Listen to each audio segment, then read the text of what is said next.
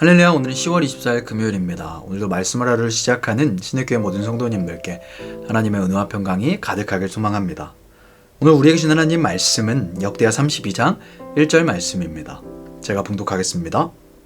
이 모든 충성된 일을 한 후에 아수르 왕 사네립이 유다에 쳐들어와서 견고한 성읍들을 향하여 진을 치고 쳐서 점령하고자 한지라. 아멘. 나무가 크든 작든 그 실체를 알아보는 방법이 있습니다. 그것은 폭풍의 때를 기다리는 것입니다. 폭풍이 오면 우리는 어떤 나무가 겉모습만 화려한 속빈 강정이었는지, 뿌리가 단단히 내려 중심이 견고한 나무인지 알 수 있습니다. 폭풍이 올 때 그 실체가 드러나는 법이죠. 오늘의 말씀은 남유다의 실체가 드러나는 장면입니다. 남유다엔 거센 폭풍이 오고 있습니다. 그 폭풍은 이미 북이스라엘을 멸망시킨 아수르라고 하는 폭풍입니다. 과연 남유다는 어떤 실체를 가지고 있을까요? 32장의 첫 절을 보면 이 모든 충성된 일을 한 후에 아수르 왕 사네립이 유다에 쳐들어왔다고 합니다. 여기서 말하는 충성된 일은 히스기야가 하나님을 위해 했던 종교개혁이었습니다. 히스기야는 앞에서 하나님을 위한 개혁을 완수했습니다. 그는 성전을 정결케 했고 제사를 회복했습니다. 또 유월절을 회복하고 우상과 상당들을 철폐했습니다. 제사장과 레위인의 명부를 정리하고 하나님의 물건을 관리하는 것을 제도화시켰습니다. 그의 이런 모습을 하나님께서도 이렇게 평가하십니다. 31장 20절 말씀입니다. 히스기야가 온 유다에 이같이 행하되 그의 하나님 여호와 보시기에 선과 정의와 진실함으로 행하였으니. 아멘. 하나님께서도 히스기야의 종교개혁을 흡족히 여기셨던 것이죠. 그런데 성도 여러분, 이상하지 않으십니까? 그렇게 하나님이 기뻐하시는 일을 했는데 히스기야에겐 오늘과 같은 일이 닥칩니다. 북이스라엘을 멸망시켰던 아수르의 군대가 쳐들어오는 것이죠.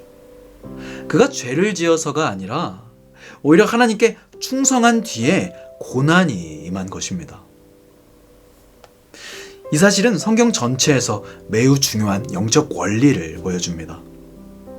신실함 뒤에 위기가 오든 까닭은 하나님은 신실한 자의 믿음을 시험하시기 때문입니다. 우리는 성경에서 그 예를 쉽게 찾아볼 수 있죠. 하나님께서 믿음을 시험한 이들로는 아브라함이 있었습니다. 하나님께서는 아브라함과 믿음의 여정을 함께 하시며 종국엔 그 아들 이삭을 바치라는 시험을 하십니다. 또 욥이 있었습니다. 하나님께서는 동방의 의인이었던 욥을 시험하셨죠. 또 다니엘에게 닥친 상황 또한 그런 시험이었습니다. 하나님만 잘 섬기던 그에게 앞으로는 왕만 섬겨야 한다는 도장이 쾅 찍혔으니 말입니다. 이처럼 하나님께서는 신실한 자의 믿음을 시험하십니다.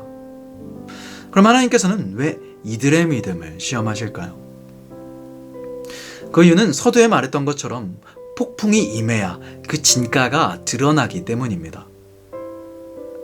하나님의 백성은 세상과 충돌할 때 진정한 믿음이 드러나기 마련입니다.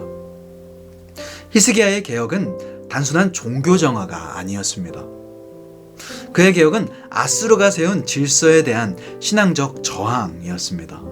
열왕기하 18장 7절을 보면 히스기야가 아수르의 왕을 배반하고 섬기지 않았다고 합니다. 그는 더 이상 아수르 왕에게 조공하지 않기로 하고 하나님만 섬기기로 결단한 것이죠. 즉 히스기야의 종교개혁은 여호와만이 왕이시다, 아수르의 신들은 신이 아니다라는 정치적 선언이었습니다. 실제로 사네립의 비방을 통해 우리는 아수르의 침공 이유를 알 수 있습니다. 사네립은 12절과 13절에 나오듯 히스기야가 산당과 우상들을 척결한 사실을 언급합니다. 그는 유다의 종교개혁을 유심히 보고 있었던 것이죠. 그리고 15절에 말합니다. 백성들은 히스기야의 꾀임에 속지 말라고. 어떤 나라의 신도 능히 자기 백성을 나의 손에서 구원한 적이 없었다고. 너희들의 신도 똑같을 거라 말합니다. 또 사네립은 13에서 19절에 무려 같은 말을 7번이나 반복합니다. 하나님이 그의 백성을 내 손에서 건져내겠느냐라고. 즉 하나님도 유다를 건져낼 수 없다는 메시지를 백성들의 귀에 박히게 하는 겁니다. 하나님만 섬겼더니 히스기야에게 벌어진 일은 무려 유다의 46개의 성읍이 점령당한 것이었습니다. 이제 예루살렘만 포위된 채로 남게 된 것이죠. 성도 여러분, 웃기지 않습니까? 하나님께 더 다가갔을 뿐인데 히스기야에겐 왜 이런 상황이 닥치게 되었을까요? 하나님께서 하나님의 백성들에게 시험을 주시는 궁극적인 이유는 하나님이 스스로를 증명하시기 위함입니다.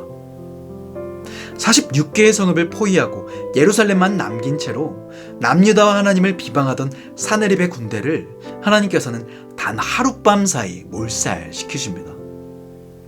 18만 5천 명이라는 수를 단 한 천사를 보내어 멸하시는 것이죠. 다음날 시체만 널브러진 장면을 목격한 사네립은 수치를 안고 퇴각합니다. 자기가 뱉은 말이 얼마나 허황된지를 깨닫고 돌아가게 되죠.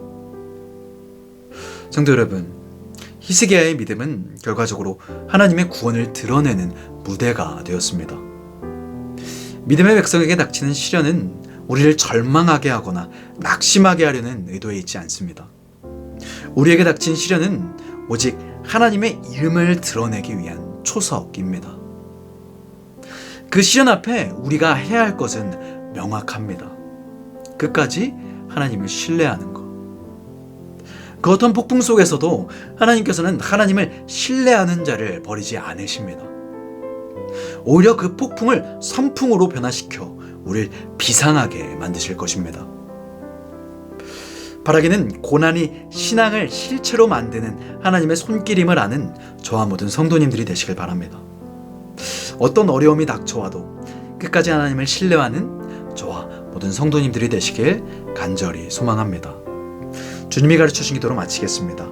하늘에 계신 우리 아버지여, 이름이 거룩히 여김을 받으시오며 나라가 임하시오며 뜻이 하늘에서 이루어진 것 같이 땅에서도 이루어지이다.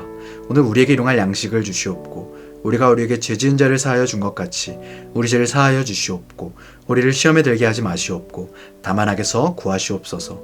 나라와 권세와 영광이 아버지께 영원히 있사옵나이다. 아멘.